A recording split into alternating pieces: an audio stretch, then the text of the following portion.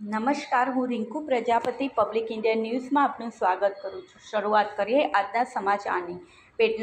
પેટલાદના સિલવઈ ગામમાં કોલેરાનો એક positive case નોંધાયો। ગામની આસપાસના 2 કિલોમીટરનો વિસ્તાર કોલેરા ભયગ્રસ્ત જાહેર કરાયો।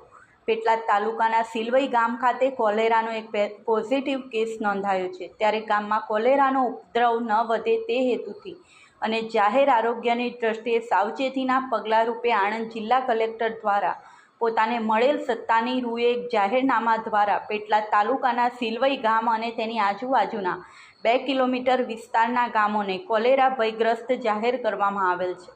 તદુપરાંત પેટલાદ તાલુકાના સિલવઈ ગામ અને તેની આજુબાજુના 2 કિલોમીટર વિસ્તારના ગામોમાં જરૂરી પગલાં લેવા માટે પેટલાદ ગ્રામ્ય મામલતદારને કોલેરા નિયંત્રણ અધિકારી તરીકે પણ જાહેર કરવામાં આવ્યા છે। આ સાથે આજના સમાચારને અહીં સમાપ્ત કરીએ છીએ।